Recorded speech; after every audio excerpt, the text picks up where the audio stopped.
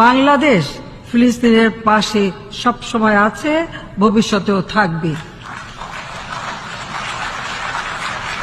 যেদিন একমাত্র প্রধানমন্ত্রী হিসাবে, মুসলমান দেশদের প্রধানমন্ত্রী হিসাবে প্রাইম মিনিস্টার জননেত্রী শেখ হাসিনা ইসরায়েলের প্রতিবাদ করছিলেন এবং ফিলিস্তিনের পক্ষে কথা বলছিলেন, সেদিনই আমি বুঝছি যে আমেরিকা এবং আপনার ইসরায়েল বা এই ধরনের ইন্টারন্যাশনাল ষড়যন্ত্র। কারণ আপনি খেয়াল করে দেখেন, কোন মুসলমান দেশ শেখ হাসিনার মতো স্ট্যান্ড নেয় না। এবং আমাদের কথা হচ্ছে যে দ্রুত এই যুদ্ধ বন্ধ করতে হবে, আর প্যালেস্টাইনবাসী তাদের ন্যায্য জায়গা তারা যেন ফেরত পায়।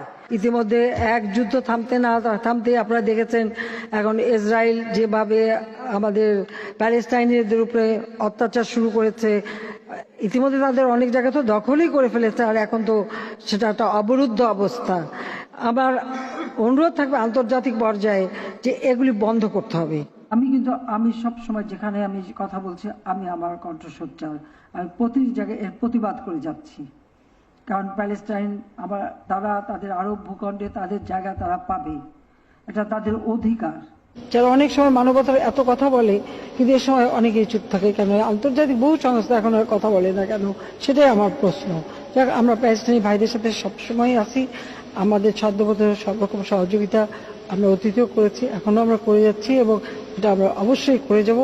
এবং ইসরায়েলের এই ঘৃণ্য যে আক্রমণ, তার আমরা তীব্র নিন্দা জানাই। I call upon all parties to ensure humanitarian access and an immediate ceasefire in Gaza. যে প্রত্যেকটা মসজিদে জুম্মার পরে এবং অন্যান্য ধর্মীয় প্রতিষ্ঠানগুলিতে যেন তাদের জন্য দোয়া এবং প্রার্থনা করা হয়। আর শনিবারে আমরা একটা দিন আমরা শোক দিবস ঘোষণা করেছি, সেই দিন আমাদের পতাকা অর্ধনমিত থাকবে। আমরা শান্তি চাই। বাংলাদেশের পররাষ্ট্র নীতিমালা অত্যন্ত স্পষ্ট, সকলের সাথে বন্ধুত্ব, কারোর সাথে বৈরিতা নয়।